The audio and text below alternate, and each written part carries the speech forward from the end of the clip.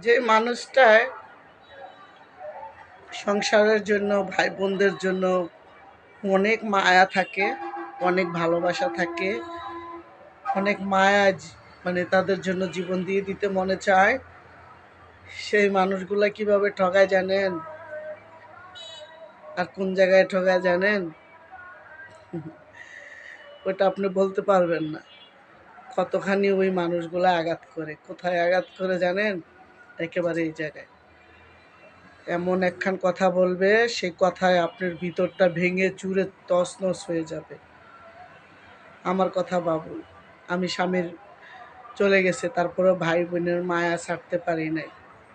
বাবা মার জন্য প্রতিনিয়ত আহারাম বাবা মারে যদি একটু খাবার দিতে পারতাম, আমার ভাই বোনরা যদি 5,500 টাকা দিতে পারতাম, তাহলে আমার মা, আমার ভাই, আমার বাবার আর সংসারটা ভালো চলবে। জানেন, এমন এমন কথা বলে আমি আমার আত্মীয় স্বজনের কাছে যাইতে পারি না। আমার যদি আমার বোনের জামাইরা ফোন দেয়, আমি গোপনে থাকি, আমি তাদের ফোন রিসিভ করে না।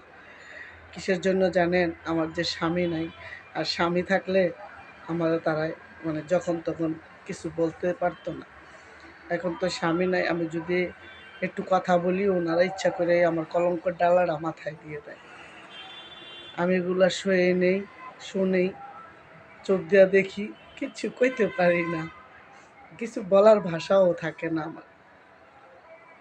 আমি খালি চোখ দিয়ে তাকাই যে উপর আল্লাহ আছে একজন, সে যদি আমার ফাইল তাকায়, আমি কারণ আমি কোনো অভিযোগ, কারণ আমি আল্লাহর কাছে বিচার আমি কখনো বলি না। আল্লাহর কাছে সেটা বলি যে সয়ে থাকার মতো, আমি যে দুঃখ কষ্ট অদর অপবাদগুলো যিনি মানে বয়ে বেড়াইতে পারি, আমার সেই তো আমার আল্লাহর কাছে আমি সবসময় এটাই চাই, আমাকে তুমি একটু পাশে থাইকো, আমাকে একটু তোমার এক কিনারায় জায়গা দিও, আমাকে একটু ভালোবাসা দিও। আমি জানি আমার দরজা সব জায়গাতে বন্ধ, তোমার দরজাটা বন্ধ করো না আল্লাহ। আমি জানি আমার দরজাটা সব জায়গাতে বন্ধ করে দিছে, লক করে দিছে। জানেন, আমি যদি আমার বোনের জামাইদের সাথেও কথা বলি, তাহলে আমাকে কলঙ্কিনী বলে। এখন আমার ছেলে মেয়েরা বড় হয়েছে, নিজে তো শুনি শুনি, ছেলে মেয়েরা যেত না শুনে, সবার সাথে বলক মেরে দিছে। কেউ যেন আমার সাথে যোগাযোগ না করতে পারে, তারা তারার মতো ভালো থাকুক, আমি আমার মতো করে ভালো থাকি। কারণ কি জানেন, কষ্ট দেখানো যায় না, ব্যথা দেখানো যায় না, যন্ত্রণা দেখানো যায় না, মুখের হাসিটা সবাইকে দেখানো যায়। তাই আমি এটাই করছি, মুখের হাসি দিয়া দূরে সরে আসছি। কই আমার স্বামী নাই, ওরা আমার মাথায় হাত বুলাবে, আমার বাচ্চাটি নিয়ে আমি কীভাবে আছি, কই আমাকে একটু ভালোবাসা দেবে, তা তো দেয় না। কারোর সাথে একটু কথা বললে এক বোন আরেক বোনকে বলে দেয় আমার স্বামীর সাথে কথা বলে, আমার স্বামীর সাথে এই করে সেই করে। বলেন তো, আমি কি কথা বলতে পারি? যে বোনগুলার বোনটারে আমি ছোটবেলা থেকে বড় করছি, ঘরে থাকছে, আমার কাছে থাকছে, আমি নিজে না খাইয়া খাওয়াইছি, আমার হাজব্যান্ড আমার সাথে সব সময় ঝগড়া করতো, সেই মানুষটার বিয়ে হলো, সন্তান হলো, সব কিছু হলো, আমি তাকে ভালোবাসি, কিন্তু সে আমাকে অনেক বড় অপবাদ দিছে। সেখান থেকে আমি তার ঘরও 10-12 বছর হয়েছে যাই না। কাকে বলবেন, কারে দিয়ে কার মনটা বুঝাবেন? আমার মনটা তো আমি অনেক আগেই মাটি দিয়ে ফেলাইছি। না বোনের বাড়িতে যাই, না বাপের বাড়িতে যাই না। তো সেই মানুষগুলাও আমাকে অনেক বড় অপবাদ দিছে। তো বোনটা, যে মানুষটার জন্য আমি বেশি কাঁদছি, সেই আমার বেশি অপবাদ দিছে। তো আপনাদের কাছে আমি একটা অনুরোধ করি, যদি ভাই বোন থাকে, পাছায় লাথি মেরে খেদায় দিবেন। যদি আপনার কাছে 20,000 টাকার দাবি করে, আপনি 5 টাকা দিয়ে বিদায় করবেন। কারণ এটি হচ্ছে আপনার জীবনের কাল। দিতে পারবেন ভালো, দিতে পারবেন না ভালো না, আপনি খারাপ। জানেন, আমি কোনো আত্মীয় স্বজনের বাড়িতে যেয়ে বেড়াই না, কখন না আমারে ওরা কি বলে ফেলে, কখন না আমাকে অপবাদের ডালা মাথায় দিয়ে দেয়, আমি সেই বয়ে থাকি।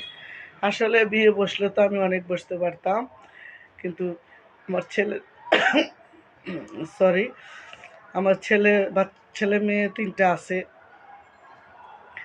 তাই বলছি আমার জীবন তো চলে গেছে, আমার বাচ্চাদের জীবন তো চলে যায় নাই। আমি যদি কোনো একটা খারাপ কাজ করি বা আমি একটা বিয়ে বসি তাহলে বাচ্চারা কষ্ট পাবে, কিন্তু বাচ্চারা নিজে থেকে কেউ বলবে না যে আমার মার জীবনটা মানে তরতাজা রক্তের মতো চলে যাচ্ছে। ওরা আমাকে আরও পিছিয়ে রাখে। কেন রাখে জানেন? ওদের ইজ্জত যাবে, সম্মান যাবে। আমি বিয়ে করলে তাদের একটা ইজ্জত চলে যাইতে পারে। সেজন্য আমি আমার সব চাওয়া পাওয়া কবর দিয়ে আমি আস্তে আস্তে নীরবে হাঁটি আর চোখের পানি ফালাই। তাই আমি যদি আমার ছুটির দিনগুলোও হয় তা আমি ঘুরে বেড়াই। অফিসে তো থাকি সবসময় সবার সাথে, একা একা বাসায় থাকলে আমার মনে হয় কষ্টের কথাগুলো, কষ্টের দিনের কথাগুলো। তাই আমি ঘরতে বেরিয়ে যাই, যাইয়া বন্ধু বান্ধবের সাথে, বান্ধবী আছে ওদের সাথে একটু এখানে সেখানে যাই। অনেক সময় টাকা থাকে যাই, অনেক সময় টাকা না থাকলে আর যাই না।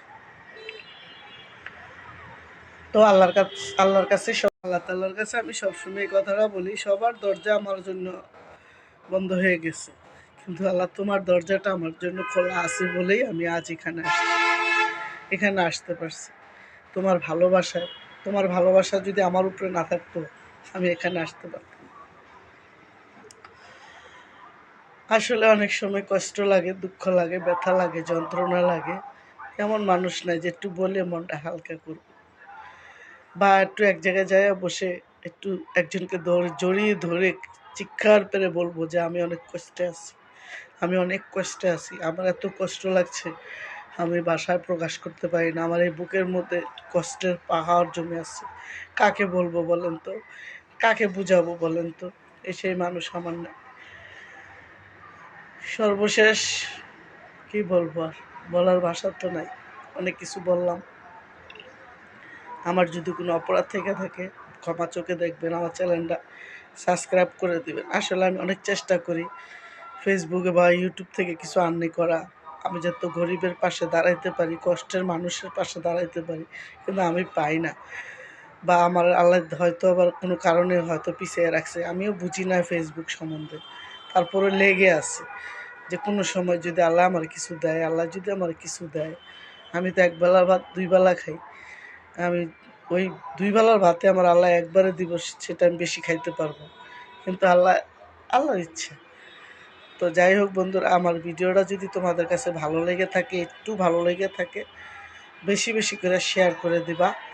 আর আমার চ্যানেলটাকে যারা সাবস্ক্রাইব করো না তারা সাবস্ক্রাইব করে দিবা। প্রবাসী ও প্রবাসী ভাই বোনদেরকে জানাই আসসালামু আলাইকুম। তো ভিডিওটা আমার এই পর্যন্তই। সবাইকে আমি আমার ইউটিউব চ্যানেলের ভাইয়েরা, বন্ধুরা, আমার ফেসবুক পেজের ভাইদেরকে সবাইকে